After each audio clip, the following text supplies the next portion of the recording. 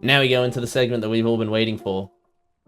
The Dev Insight. We'll go from the top. Welcome to our first Dev Insights article, prepping for the release of Monument of Triumphs on June 9. We have quite a bit to get through over the next few weeks. Today's article focuses on the return of the Director and Destiny 2 activities. Here's a quick list of what we'll be covering. The Director. So layouts, additions, and updated destination loot. Huge. Distortions. They visually look really cool. I posted them in the Discord, and for those of you that aren't here, that aren't a part of the Discord, be sure to click on this beautiful link here, and then react with roles associated to games genres that you enjoy, and the Discord will fill out a bit more. We mainly have like Destiny 1, we had a Marathon 1, we got party games, and then we have like genres for your shooters, your MOBAs, and whatnot. Just a little drop before we continue in. Distortions, adding some spice to select patrol modes. The Portal, Gambit Ops. Let's go, Vitrolic, you're in. He's so back. Gambit Ops. Heavy Metal. I mean, oh no, yeah, woo! Yeah, guys, how exciting. And Sparrow League Racing, or Racing League, sorry. It always feels like to me that League Racing rolls off the tongue a bit more. Tomorrow we're planning to have a second Dev Insights article focused on the weapon sandbox alongside a Friday Twid, so stay tuned. With the release of Monument of Triumph, we're putting the Director back at the center of your gameplay. It's your guide to the Destiny universe and the place to plan your adventures. It creates that feeling of wonder we all love. You see the Sol system before you, ready to be explored. To bring the Director up to date, we've added Kepler and the Lawless Frontier to this space as well. So there we go. That's what it looks like with Gambit Ops right in the center as well. Portal still there. Is that going to be all the raids? Or is that just going to be the Legend? Because the Legend's not there anymore. Moon, Timeline, thank you, people, EDZ, Cosmodrome. The Earth looks very pretty. Hopefully, the Traveler goes back down to the tower, because it was very nice to always be able to see the Traveler when you were there. Destinations and patrol updates. Destinations have always been a fun, foundational part of Destiny, whether you touch down briefly for a public event, roam areas for patrols and secrets, or find various factions moving against each other. Our first steps as Guardians were in the Cosmodrome, and beyond that, we spent over a decade patrolling the wilds of our Sol system to protect the Lost City. With the return of the Director, we felt now is a better time than ever to thrust players back into these frontiers. We revitalized each pre-Edge of Fate destination's loot with new perks, tiered weapons for non-craftable pools, and set bonuses that reflect their themes and stories. Cool. For our destinations featuring crafted weapons, as outlined in the Monument of Triumph article, is this just the one beforehand? Yes, it is. Okay.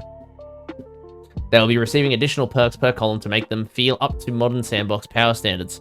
We're also introducing a new event, one with some added difficulty that appears during Distortions that can only occur on certain destinations. You'll primarily be able to earn this loot through public events. Base completion will grant tier 3 rewards, and Heroic will grant tier 4, with each drop having a chance to upgrade all the way to tier 5. During a Distortion, these rewards will be upgraded by 1 tier to match the added challenge. Okay, so yeah, Heroic Distortion mode will be a tier 5. I guess we'll see how difficult the Distortions are, is the main thing. Unique destination activities like Blind Well, Altar of Sorrows, or Terminal Overload will also distribute tiered rewards. Full details in the patch notes. Okay, cool. Let's go. We're back to Altars of Sorrow farming. Terminal Overload. I have not done that in forever, man. Holy. Blind Well was only recent because of Season of the Lost. Season of the Wish, sorry. Additionally, we updated what we call the World Loot Pool, earned through legendary engrams that drop from general gameplay to now feature a collection of tiered loot with gear spanning multiple years of Destiny 2. You may find a few old favorites inspired by Splicer Tech or our old friend Saint 14 within this engram. Is it? Oh my god, there's more Season of Dawn ones. My Steel Feather repeater, please come back to me. With that said, let's look at loot from a few destinations. Below is a taste of what's to come. We want to excite but not spoil your appetite. P.S. Don't write while hungry. Everything getting some love is good. Like the portal ended up being what it is, unfortunately, but it's good to actually be able to go back to the destinations with a purpose, with a goal in mind. So for the Cosmodrome, where it all began, many Guardians can recall their first moments awaking? Yeah, in old Russia, and they weren't alone. Rasputin, the Warmind, called the Cosmodrome his home and proved himself to be a mighty ally of humanity. The returning weapons that drop from the Cosmodrome come from Rasputin's storied arsenal, along with a new origin trait. Yeah, sorry, Modicum came in. This is such a good update, and it breaks my heart that it's the last update. This weapon gains reload speed, range, and increased damage against combatants for a short time when combat begins. Final blows extend and enhance this ability. So it lasts for a small time to begin with. This feels like it's going to be bad for later on. So, oh, we have the 7th Seraph shotgun. Oh man, I missed this. I have the special ornament for this thing. So, quick draw. It's got trench barrel. It's got 1-2 punch. And it's got surrounded. Heal clip. All right, threat detector and these is all we need. And then intrinsic traits, lightweight, overload. Hell yeah. What is the type of shotgun going to change? Ah, so here's all of the perks for it. Slide shot, discord, quick draw, threat detector. I still haven't seen people use dual loader even after it's like buff where it doesn't reduce reload speed anymore. Slide shot, snapshot for PvP, or slide shot closing time. Trench barrel, 1-2 punch, chain reaction, heal clip, chain reaction, or incan. Sounds all right. I don't know if I would use a shotgun for that though. Shotguns always feel like they're the special ones. Warmind toolbox identity. Wait, what do you mean? What do you mean by this? Warmind toolbox identity. It does have 2 traits. Could Warminds be back? For those that weren't a part of that, Warmind cells actually were very, very good. Nessus, with good robots, failsafe and friends, bad robots, the Vex, and a lot of early Guardian memories, Nessus deserves a loot pool that reflects its status as a classic destination. So the Sandbox team reached through time to pull together a collection of weapons reflecting Guardian's many expeditions on the unstable Centaur. If you agree that our selection plays as well as they look, fail... Origin trait, instead of fail safe, it's fail deadly. Beautiful. Dealing damage grants a stacking bonus to magazine size, target acquisition, and range until your next final blow with this weapon. Okay, so what, you keep doing damage and it keeps filling it up? Is that how that works? Like your ammo? Obviously these are pretty good. It seems very strong for a PvP, like 1v1 gunfight or something. The blue perfect. I don't think I ever used this one. I did just grab the ornament for it. Rewind, rampage, stopping power? No, it is stopping power. Oh my god. And then yeah, all-star.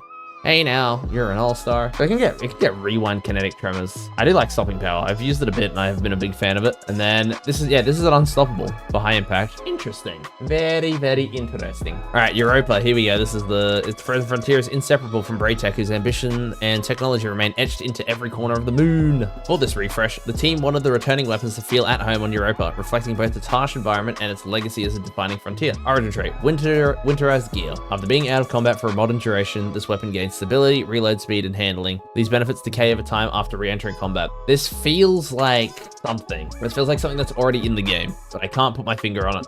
To me, I was kind of thinking it's like reverse frenzy, but it decays. That's the role there that I would want for this thing, like bewildering burst, kinetic tremors, and it's an unstoppable. Has been updated to the first, bless me, kinetic micro missile sidearm. So auto, bewildering burst, impulse amplifier, enlightened, shoot to loot. I remember, I think I have shoot to loot on my, oh my god, what's it called? The void one. We got the void one. The Locust Eater? Lotus Eater, of course. Yeah, I've got one that's got repulse, destab, or shoot to loot destab. I don't know how I feel about shoot to loot on the rocket sidearms, but hell yeah. Patrolic's heading back into Europa when this update drops. If we won't see him on any other planet after doing Empire hunts. I don't know if Master Pantheon's a thing. I think kinetic tremors are one for all. Are the best 2 for that. Distorted destinations, patrolling the system. Over the past few years, Destiny 2 has focused more attention on structured campaigns, exciting playlists, and challenging cooperative activities. This has led to patrol mode feeling left behind, without strong rewards or a clear reason to return. Many players have had little incentive to explore the wilds of Sol. To remind Guardians of the allure of wandering these worlds, we are introducing a new feature on 7 destinations. Distortions. Every hour, a different destination becomes the focus of Distortions. The sky tears open, reality distorts, and corruption spreads. While distorted, the planet's enemies are empowered and more fearsome. That's so cool. Man, this really could have led towards / from Edge of Fate and Ash of Iron and such. No, they probably will show it soon. I don't know what the title is for it. People think it might just be like Guardian, which I don't think is a bad one because, at the end of the day, that's what we are. But I'm not sure, yeah, this could very well be the last title. I don't think that there'll be a title for anything else, but they might just bring out a general title and then a Pantheon title. So, I don't know, but these are going to be the biggest ones, Are people going to want to go for these titles if they don't sound cool? Give me the title Sweet Pea and I will grind that day one with my bare hands. Just, hey, Justice, and then Sweet Pea underneath it. What about a brother?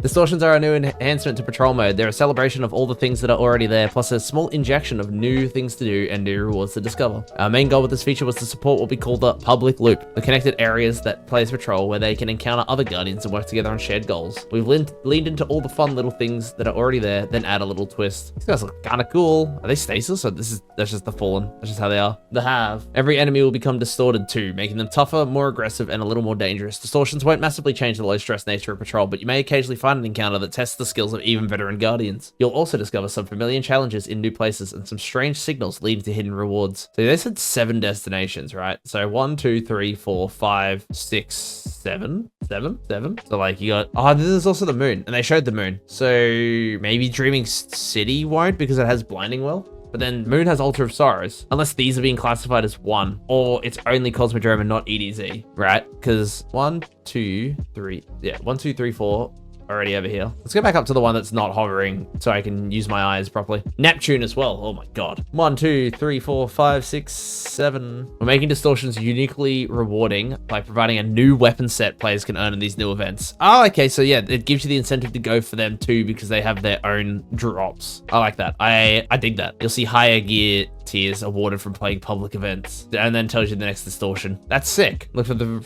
telltale red glow and keep an eye on the timer telling you when a new planet will be targeted. Overhauling the portal. Since the release of the Edge of Fate, we've heard your feedback on the portal loud and clear. Portal, the tab is gone. We didn't want to remove quick access to Destiny playlists and content. We still wanted a portal of sorts to quickly find the content you want to play when you want it. We've refactored scoring, difficulty, and customization quite a bit to further address feedback around the system. More on that in a later section. So portal activities, bonus engrams, bonus focuses, and the seasonal hub are still accessible. The portal ops categories are built into the director itself. They are the doorway to portal-like subscreens. Okay. In the director screenshot above, you'll see a row of familiar icons at the bottom of the screen. So that's how they're like built in. And then Iron Banner's live when that shows up, and then Trials isn't available in the same weeks, just like what it used to be. They're giving a lot of good stuff. Like, this really does feel like love that was received a little too late. Grandmaster Vanguard, is that Null Composure? Enhance. Okay, detouring from reading this, I agree with everyone on the classic, like, after Final Shape, they should have just been like, here's the production for Destiny 3, we're working on this, you take this, and not done all the Kepler, like, Edge of Fate and such. They should have saved that for the next part of the game. Like, having Edge of Fate as, like, a vanilla campaign for 3, and then doing tiered loot inside of something that already has rarity loot is something, like, I know what Destiny 1 still had a lot of people using blues until you could actually try and get purples, and I think that was fine. But yes, okay, so this just going back to this now. That's just like a piece of what I have. After this, when we keep playing, I can talk more about that. We also wanted to bring back more of Destiny's Legacy, and the following will be available in Monument of Triumph. New Fireteam Ops, so we're getting a lot of back. That should have never really gone, but anyway.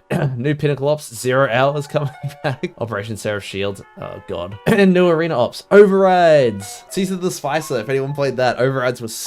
I think it was like, yeah, I'm pretty sure that was the Overrides. They were sick. I love them. That was like my favorite activity to run besides Menagerie. Menagerie will always be the greatest to me. All right, difficulty and rewarding updates. The overarching theme is less math, more playing Destiny. So true. Right now, difficulty, rewards, and progression are too intertwined, plus a bunch of variables are tossed on top: power, armor, and the rewards pass score bonus that require far too much planning and thought before players could just dive in and play. During development, we've simplified it, playtested a bunch, and simplified it even more to address player feedback. Okay, so what do we mean?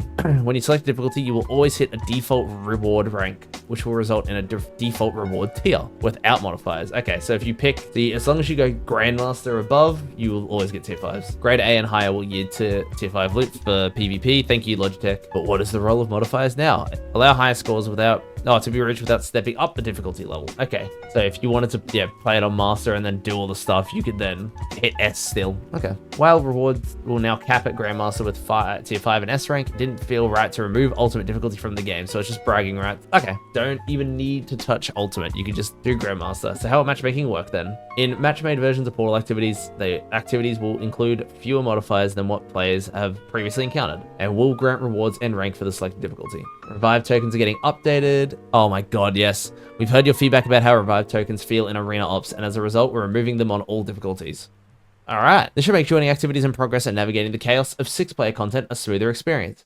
For Fireteam Ops and Pinnacle Ops, Grandmaster difficulty will now start with 7 revive tokens, while Ultimate will start with 5. Alright, that's good, because I remember one day that the weapon, I think it was the crossbow I was trying to go for in the, it wasn't Arena Ops, it was the Pinnacle one for, yeah, so 7 revives is still good for that, or 5, because, yeah, joining into Tomb of the Elders with 1 res token, and they've already used it, so you've actually just joined in as a ghost watching everyone, was miserable. That was the worst thing ever. You had to try and get in from the start. Very much good changes. And then also, yeah, joining into like someone doing the astral alignments and such would be miserable. So good change. Good update. Adding variety to loot. Okay, as we were making updates to how loot is earned throughout the portal, we also took this opportunity to expand loot variety. The following portal ops activities will feature exclusive weapon reward pools and an armor collection with a unique set bonus. Okay, so they were competitive as an additional exclusive pool. Trials, Iron Banner, Gambit, and Sparrow Racing League. Okay, so yeah, it does have its own. Solo and Fireteam Ops will each have a unique weapon rewards pool and share a new armor collection with a set. Okay, so same armor, different weapons. Arena Ops and Pinnacle Ops will also each have a unique weapon pool and share a new armor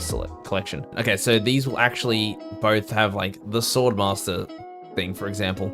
Okay, that's good to know. They'll have unique weapons, but then share armor. Because in there at the moment it's using the Ferropotent armor, but in the update, for example, it would also drop Swordmaster armor like Pinnacle does, is what it's saying here. Like they're sharing an armor collection, just like these two are sharing an armor collection, but they will have their own unique weapons. And then Onslaught getting more love. What a great activity. Additionally, Arena Ops weapons will have holofoil variants. Oh, finally the variants of fucking holofoils, Jesus. Hope you enjoy discovering them as a little surprise. Also making big changes to Onslaught and Crawls. Oh yes, Contest of Elders in the Coil, my god, dude. Our name for activities with escalating difficulty during gameplay. After reading feedback and looking at the data, we weren't happy with the amount of play these activities were getting. We're taking some big swings to make all these more enjoyable. Okay, some more scraps so you can upgrade things more, removed res tokens entirely, and then the difficulty curve is being worked on. So first 10 waves will be easier than the difficulty you selected. Next waves increasing, and then the final 10 being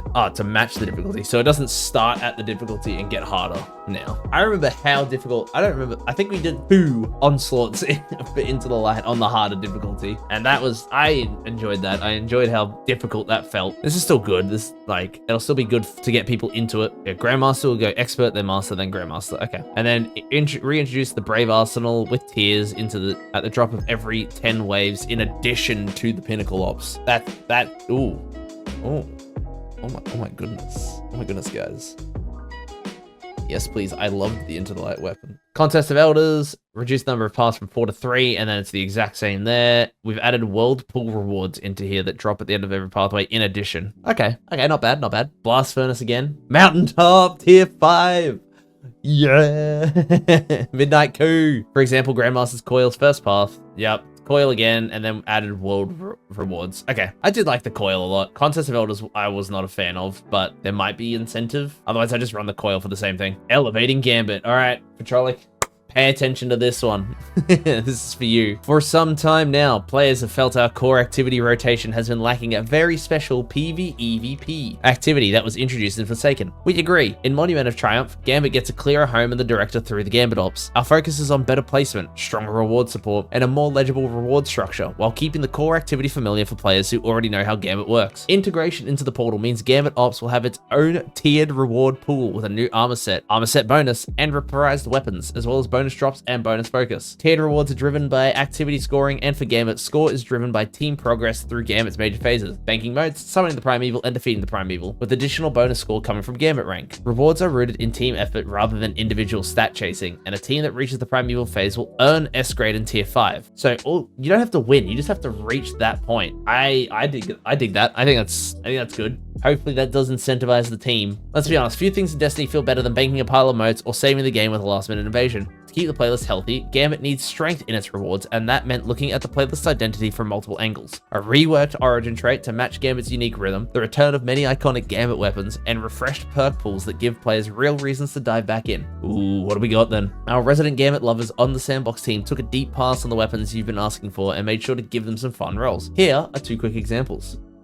Shall we? Spare rations! Reworked origin trait, gun and run. Feeding targets build stacks of gun and run for a short duration. Sprinting for a short time consumes a stack to partially reload this weapon's magazine from reserves. On bows, this briefly improves draw speed. Defeating targets build stacks of gun and run, and then when you sprint, it just reloads the gun. So it's like transversives for Warlock, but instead of immediately, it's like it's like having auto-loading holster as a perk versus auto-loading the mod on your legs. Like the mod one is increments, which is what this is. Auto-loading does it all like immediately, so I feel like this is the same. So it could be interesting, could be all right. Oh, crystalline and one for all. That sounds like a banger PvE roll. Then we got the classic PvP one up here. We got slide in the third column. We got it's also stasis now instead of kinetic. We got slide shot, rapid hit, snapshot, all 4 perfect PvP ones. Firefly, damn it, they're not opposite ones. Firefly, keep away, and crystalline corpse bloom. So these are like the only 2 PvE ones. And then kill clip, opening shot, eye of the storm, swashbuckler, desperate measures, one for all, explosive payload. Crystalline explosive, firefly explosive.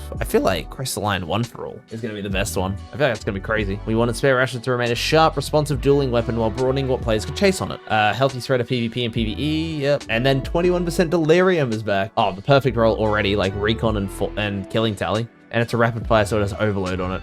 And that also had overload on it. Okay. So the faster weapons are overloads, and then the heavier ones are unstopped. I haven't seen anything about anti-barrier yet, so these are some pretty good perks. I don't know what the hell this one is. While keeping its original static roll as a possible outcome. So redacted and redacted. Overflow, recon, trickle charge, 4 times the charm, feeding frenzy, and eddy current. And then killing tally, one for all, rolling storm, frenzy, jolting feedback. I mean, recon jolting sounds pretty good too, I'm not gonna lie. The goal here was to turn 20% delirium into a deeper chase weapon without losing the version players remember. Its refresh pool opens up new ways to build around sustained fire, reload loops, and damage ramp. Crucible playlist rotations. First, let's start with our main PvP events, Iron Banner and Trials of Osiris.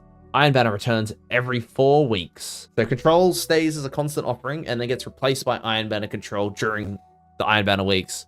And then 1 extra mode of Iron Banner when it's live. Trials will run every weekend except for Iron Banner weeks like it used to. Trials is already undergoing changes to featured maps and rotations. Instead of a single created featured map each weekend, the mode can now vary from week to week. Some weeks may feature a singular map, while others can feature up to 3. Okay, cool. The variety would be nice instead of, I mean, sometimes it's nice to always play a map that you actually enjoy all the time. Featured weapons are also moving away from a single weekly focus and now drop from a featured weapon pool instead. I mean, like, yeah, like have them all drop, but then do what you normally do with like the portal at the moment and have them like interval, but we'll see. As for our broader PvP offering, featured 6v6 modes continue to rotate weekly until Trials takes over. So while featured small team modes rotate daily until Trials rocks up. Okay, this update also expands the small team lineup with heavy metal. Do we want to look at it?